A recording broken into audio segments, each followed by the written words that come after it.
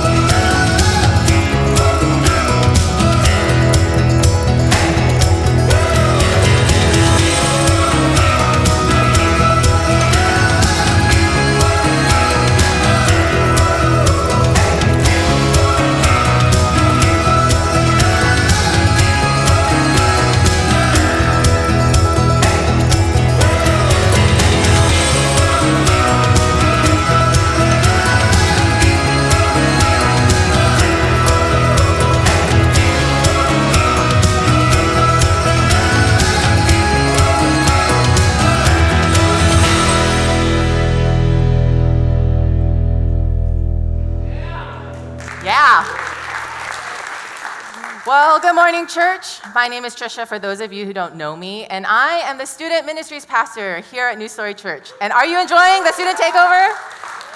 I love seeing our youth students serving the adults. It's been really fun to plan and to see it all come to play today. Well, I've transitioned into this position a little less than 3 months ago, and they've already let me take over the adult service. So I must be doing something right or wrong, depending on how you think about it, right? One of our core values in student ministries is that church is fun. So today, we're going to start with a game.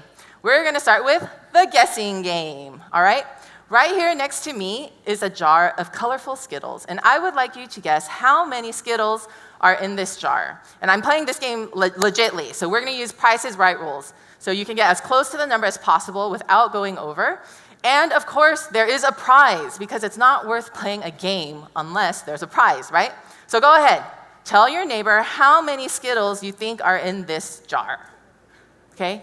Don't be too cool for school, okay? Participate. You have a good guess? All right. Are you ready? Tell your neighbor. Ready? Okay. There are 936 Skittles. Who got it? Don't be shy. Come on, who got 936? Anywhere close to that? 860. Anyone higher? 950. Anyone? Oh, you went over. Sorry, buddy. All right. 900. Anyone else? All right. This is your prize, okay? In kids ministry, this may as well be gold, okay? So go ahead. Come on up. Give them a round of applause, guys. Thanks, Paul. All right. So why are there 936 Skittles in this jar? Well, each Skittle in this jar represents 1 week in the life of a child. There are 936 weeks in 18 years. Parents, that means you have approximately 936 weeks with your kids before you can technically get rid of them, right? So I know some of you are looking at this jar and thinking, oh my goodness, that's forever, right? And then there are some of you who are looking at this jar and thinking, that's it? That's all the time I have? I thought I had more time. Well, regardless of which way you're thinking, the truth remains that you have 936 weeks to influence and raise your child. To give you a different perspective, right next to it is a jar of red Skittles. And this jar has 208 Skittles. If you have a freshman in high school, that is the number of weeks you have left before your child can legally make decisions on their own. Okay, 208. So I have a question for you today. How do you make that count? How do you make each week with your child count? Because if there's any one truth we can all believe, it's that time is always ticking. Every Sunday is the start of another week, and that means one less Skittle. So how are you going to make the time with your kid count? Raising kids isn't easy. I actually have 2 little girls of my own, and sometimes just the fact that they have clothes on and that they're not starving is a mom win, okay? Right? Yeah. I was looking for some fun memes about parenting, and if you ever need a good chuckle, Google parenting memes, okay? These were a few of my favorites. Raising kids is a walk in the park, Jurassic Park. Here's another one. Raising kids is like riding a bike that's on fire, and you're on fire, and everything is on fire. I came across this tweet, and I thought it was pretty apt for the times. It said, "My 8-year-old has started talking back and then saying out loud, #roasted and dabbing. Not one of the parenting books prepared me for this." Just a few weeks ago, my girlfriend actually emailed me this quote, and I think it's made its round on social media channels, but I want to read it to you. It says, "How to be a mom in 2019. Make sure your children's academic, emotional, psychological, mental, spiritual, physical, nutritional, and social needs are met while being careful not to overstimulate, underestimate, improperly medicate, helicopter, or neglect them in a screen-free, processed foods-free, plastic-free, body-positive, socially conscious, egalitarian, but also authoritative, nurturing, but fostering of independence, gentle, but not overly permissive, pesticide-free, 2-story, multilingual home, preferably in a cul-de-sac with a backyard, and also, don't forget the coconut oil, okay? Don't forget the coconut oil." We laugh at this statement, but isn't there some truth to it? As parents, we have this enormous pressure to get parenting just right. We will move to the ends of the earth if we think that means our kids will go to a better school. We will pay that extra dollar per pound for organic produce, and we will sit in the hot, blazing sun on a Saturday morning to watch our kids play soccer, and they don't even keep score, right? Why? Why do we put ourselves through the struggle, sometimes the pain? And the answer is obvious, right? We love our children, and we will do whatever we think is best for them. If we think it will give them a leg up, if it will help them succeed in life, we will do the hard work. We will endure the hardships for them, and we will do whatever it takes because we love them. But what if we were getting it all wrong? What if we're investing our time and our money, our sanity, in all the wrong things? In fact, what if there was just one main thing we were responsible for when it came to our children? And if we got that one thing right, we'd be setting up our children for true success. Well, that's what we're going to figure out today. And I know everyone in here isn't a parent, and this may seem irrelevant to you, but there is always a truth in God's word that applies to everyone. So, would you all turn with me to Deuteronomy 6, 5-9. We are taking it back to the Old Testament, people. Deuteronomy 6, 5-9. It says, "You shall love the Lord your God with all your heart, and with all your soul, and with all your might. And these words that I command you today shall be on your heart. You shall teach them diligently to your children, and shall talk of them when you sit in your house, and when you walk by the way, and when you lie down, and when you rise. You shall bind them as a sign on your hand, and they shall be as frontlets between your eyes. You shall write them on the doorposts of your house and on your gates." Church, this is the most important thing you need to do. Love the Lord your God with all your heart, all your soul, and all your might. In fact, it's so important, Jesus said this is the greatest commandment. This is the one thing we have to get right. If you're single, married, have kids, don't have kids, we are all commanded to love the Lord with all our heart, all our soul, and all our might. But it doesn't end there. It's so important that we need to teach our children to do the same thing. We have to make sure that we teach the next generation to love the Lord their God with all their heart, their soul, and their might. Non-parents, do you know who your children are? It's the children coming up after you. For our church family, every adult in here has the capacity to be a spiritual parent to every child that walks through our doors. We are there to support and help pass on faith to the next generation. They say it takes a village to raise a child, and it does. I can attest to that. And church, we are called to be that village. So back in Moses' time, They didn't have Bibles just laying around, right? They didn't have smartphones that enabled you to just take a video of everything that happened. If you wanted to record history, you had to tell it. It was a culture of oral tradition. Those that witnessed what happened had to pass on the stories to the next generation so that those lessons and truths learned from that event could continue to shape and influence generation after generation. So here are the Israelites. God delivered them from Egypt, from slavery. They saw God split the Red Sea and they physically walked through it. They saw God with their own 2 eyes send a pillar of fire to lead them through the wilderness. They experienced firsthand the faithfulness of God. They also experienced firsthand what happens, the consequences, when you don't obey God's word. This generation was not going to step 1 foot into the promised land.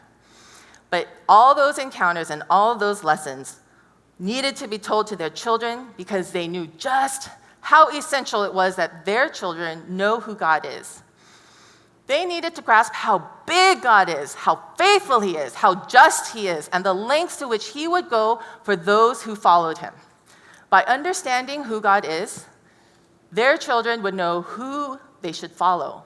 And if they got that right, they could take on any challenge they would face in the promised land. So let me bring this back to present day.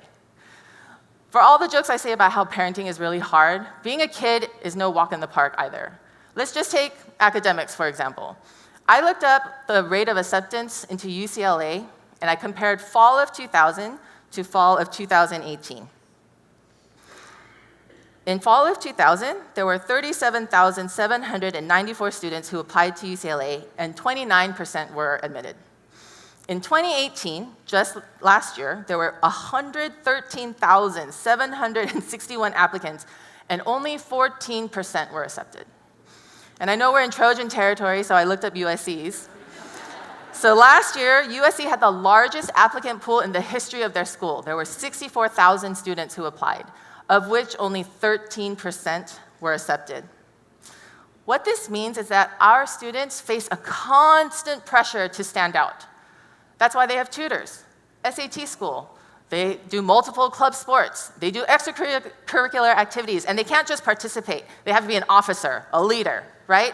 And if your child hasn't started their own nonprofit organization by age 16, I mean, really, is it even worth a try, right? And that's just academically. Let's think socially. Navigating the social jungle that is high school is hard enough, but imagine doing it with the whole world watching. You can quantitatively measure how popular you are through social media. How many likes did my post get? How many comments did my post get? Who commented on my post? Let me scroll through all of the pictures from the party I wasn't invited to. Now, more than ever, our kids are inundated with constant information and feedback. What tools are we giving them to navigate through all the noise? How are we teaching them to process what is true and what is not? This is why your child's faith is so important. They need to know who God is. When they understand how big God is, how faithful he is, how just and loving he is, they will come to a place where they will choose to follow him. And then and only then will they be equipped to navigate through this culture, to know what the truth is and why that's necessary, why it's relevant. You will have set them up to face whatever obstacle comes their way in this life. So how do we invest in our children's faith? How can we ensure that we are using these 936 weeks to make an everlasting impact on our kid? Well, it starts with you. You as the parent, you as the spiritual parent.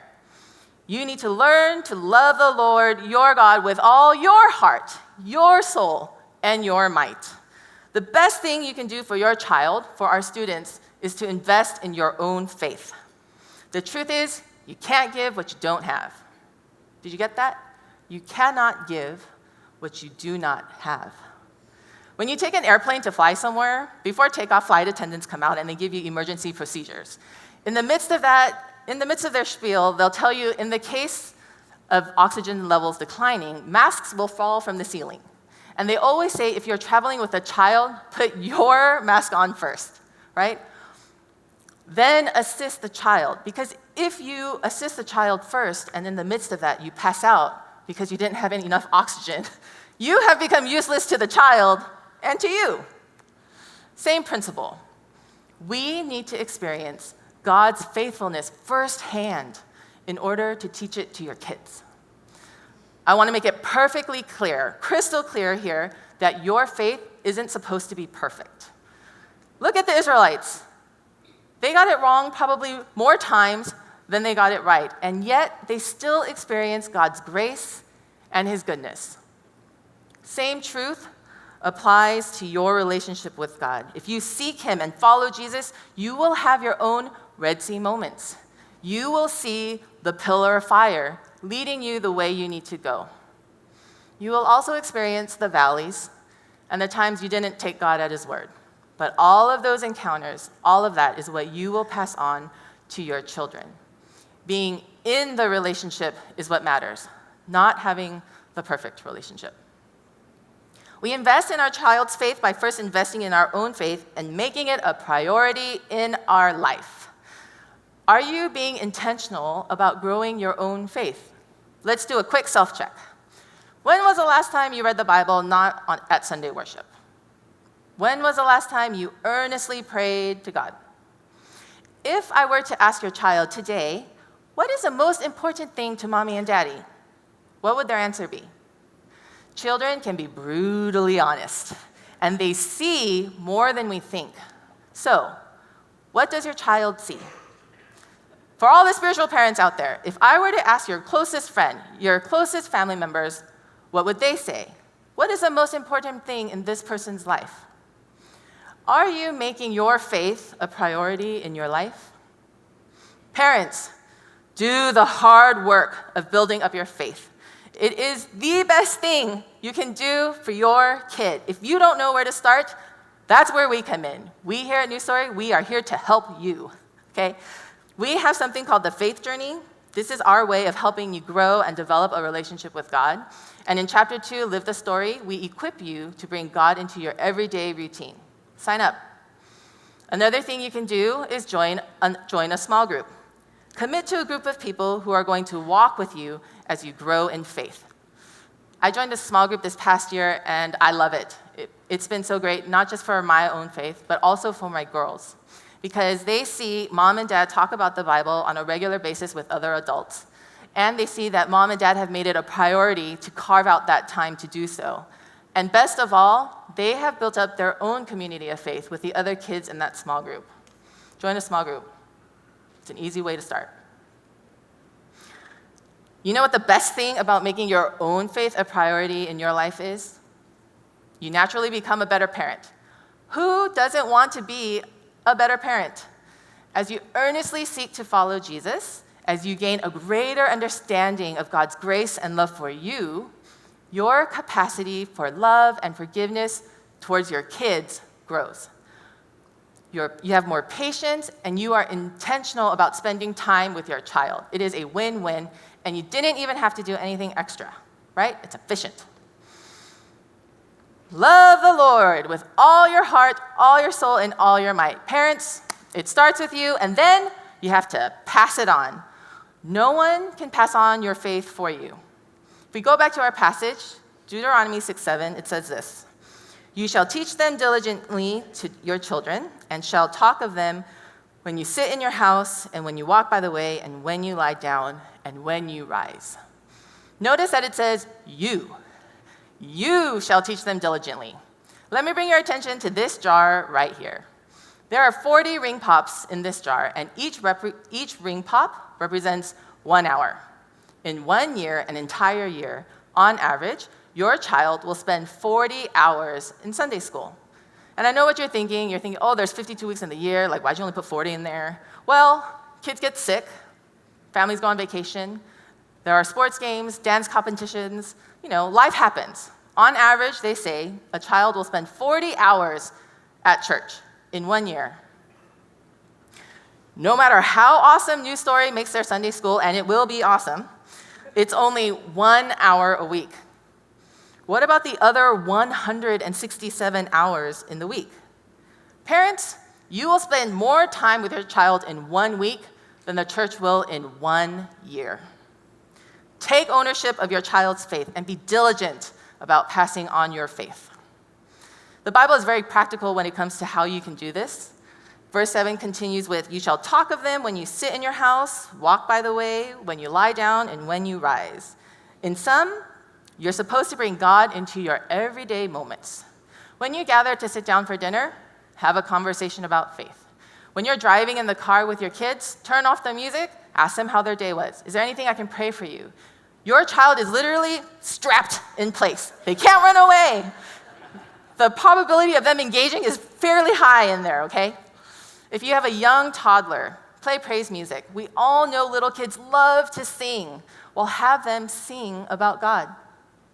If you have an older child, go through a teen devotional together. Do it separately in the morning, and then come together in the evening and discuss it. It doesn't have to be long, 5 minutes, 10 minutes. Just do it.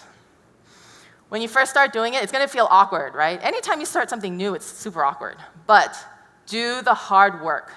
Make it a habit to make it natural, because you need to bring God into your everyday moments.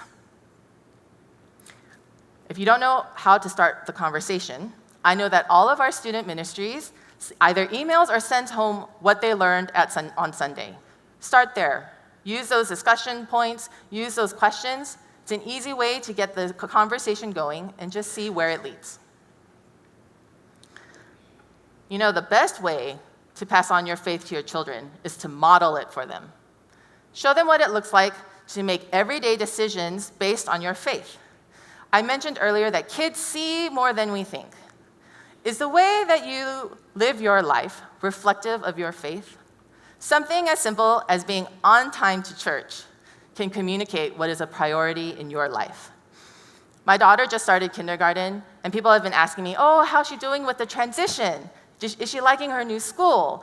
And my daughter loves school. She loves kindergarten. But her mom, not so much. You know, Mondays used to be my day off, because when you work at church, Monday is your Sabbath, right? And I used to really look forward to Mondays. And now I dread them. I dread them because when your kid is in preschool, no one cares if you're late. No one is like watching you, right? And you can move your family and yourself according to your timetable. Well, apparently in kindergarten, everybody cares if your child is late. And now I'm having to move everything according to her timetable. And I kid you not, there are people in this congregation that have witnessed this. Every morning, I'm literally running to my car. Run, right? We are running to get to school on time. Pray for me, people. As silly as that sounds, let's take that scenario and move it to church. Am I running towards those church doors because she is going to be late for Sunday worship? But what does that communicate to my daughter? We have to be on time for school, but we don't have to be on time for church. Translation: what we learn at school is more important than what we learn at church. Spiritual parents, those of you who are already currently serving, I love you. How do you spend the little time you have with your students each Sunday? Can your students see that you have taken the time to prepare for your small group? Are you steering your discussion towards matters of faith, or are you just shooting the breeze? How we choose to spend our time models to our children and our students what is important. The truth is, good parenting doesn't just happen. No one said, "Oh, my kids just happen to turn out great." No, good parenting is intentional. So be intentional about modeling your faith and passing it on. All my non-parents in the room, do you know what every parent desires for their kids? Another adult who will come alongside their child and reinforce what they're teaching at home. Because we all know that when kids hit a certain age, nothing their parents say is cool or right. This is where you step in. Spiritual parents can reinforce and complement what parents are teaching about faith at home. You can make faith cool and relevant to a student. Another reality is that some of the kids who walk in our doors won't have parents who follow Christ. This 1 hour we have with them may be the only time they hear about Jesus that week, maybe ever. Our responsibility as the adult congregation of this church is to pass on our faith to the next generation. If we don't get this 1 hour right, we will have missed the opportunity to possibly change the trajectory of a child's life. That 1 hour. Currently, on average, we have about 250 children that come to NewStory every Sunday.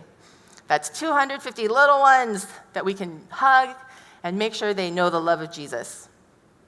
Last week, we had 65 3 to 5-year-olds, preschoolers and kindergartners, come to church. Have you ever seen those first 5 public service announcements? How the first 5 years of a child's life is an important developmental stage that contributes to their overall health and well-being. That applies to their spiritual life. NewStory Kids Junior is not a babysitting ministry. We are laying the foundation for a healthy relationship between your child and God. Currently, we only have about 1/3 of the volunteers we need to love on our preschoolers and kindergartners. 1/3. For kids ministry, do you want to know the ratio of boy to girl in grades 1st through 5th? We have 1 girl for every 2 boys in kids ministry. Last week, we had 90 1st through 5th graders come to church. 90. Do the math. So there were 60 boys who came to kids ministry. I have 2 male volunteers in kids ministry. Now, don't get me wrong. I'm not saying that women cannot teach boys. That is definitely not what I'm saying. On the contrary, my lady volunteers, they are holding it down, right? They're doing a fantastic job teaching boys and girls. But did you know the #1 indicator of a child's success is to have another adult of the same gender influencing their life? I recently heard a story about a boy in one of our ministries. Comes from a single-parent home. He started to call his teacher Dad. This volunteer was a consistent and positive presence in this child's life, so much so that he started to call him Dad. We never know how God can use us, what role He is asking us to fill, until we are willing to do the hard work for the next generation. In youth, I know that there is one small group of 9th and 10th grade girls, and on any given Sunday, this small group leader will have 12 to 14 girls in her small group. In the 1 hour your child will spend in worship, 30 to 40 minutes of that is large group. It's when they're doing their worship. What kind of relationship are we expecting that small group leader to build when she has less than half an hour to connect with 14 girls? Different perspective. What kind of an impact would she have? What kind of capacity would she have to build a relationship with her students if she only had 4 or 5 girls? Church, we need you. We need more student ministry volunteers. We are growing as a church, and the kids are coming. The harvest is plentiful. The workers are few. We are commanded to teach these children to love the Lord with all their heart, all their soul and might. And how is our generation going to pass on our faith to those coming up behind us? Who is going to invest in these students? If not us, then who? Without them, our church has no future. If we don't pass on our faith to our students, there won't be anyone to carry on our mission to reach 1% of LA for the glory of God. Do you know what the population of LA County is 18 years and younger? 23% of LA County's population is 18 years old and younger. 1 out of every 5 people in LA is a kid. If we don't reach our children with the gospel of Christ, we will have missed our mission. When you walked in today, you should have received a card that says, "Make it count." I'm sure you've all looked at it and were surprised to find out that we've changed our service times and added a 3rd service. Beginning October 6th, our new service times will be 9 a.m., 10:30 a.m., and 12:30 p.m. We have been blessed with a growing church, and to make room for all the people we are reaching, we needed to add a 3rd service. And on your card, on the back, you will notice it says, "Attend one, serve one." This is a principle of NewStory Church. If you call NewStory home, we want to highly encourage you to attend one service and serve at another. I would like to highly encourage you to serve in student ministries. I already laid out to you that we are already lacking volunteers in 2 services, and now we have 3. Some of you aren't wired to lead children in a small group. I get it. But that doesn't mean you can't volunteer in student ministries. There are a variety of ways you can help us. You can play the guitar, you can do data entry, you can do graphics and video. There are so many out-of-the-box thinking ways that you can serve our students and invest in the generation that's coming up behind you. To those that think you are too old to serve in student ministries, you want to know the secret to staying young? Be around young people. Hang out with a teenager. You would be surprised at just how much you could learn from a teen.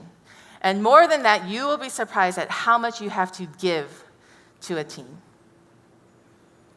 Take a moment to think about serving in our student ministries.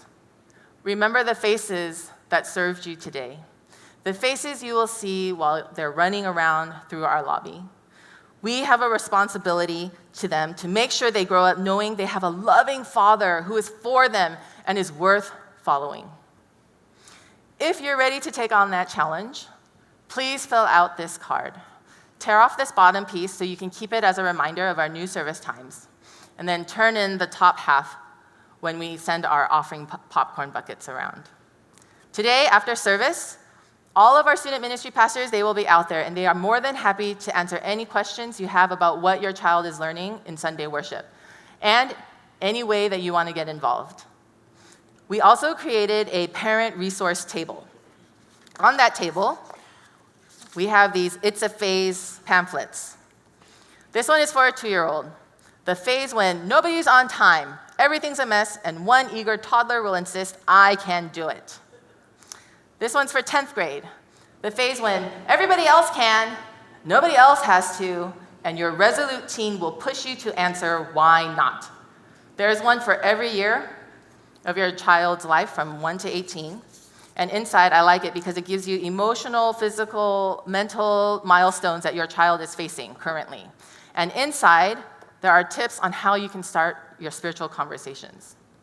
Okay, I know the temptation is to take one for every year, okay? Don't do that. Just take the one that applies to your child this year, and I will point you to where you can get the rest, okay? But this is available at the resource table. There are other books and other resources that are there, and we want to encourage you to check them out because our goal as student ministry is to come alongside you, to support you as you take and do the hard work of passing on your faith to your child. Parents, I was terrified to come up here and teach. Stand in front of hundreds of people and give parenting advice. No thanks. No one wants to hear parenting advice.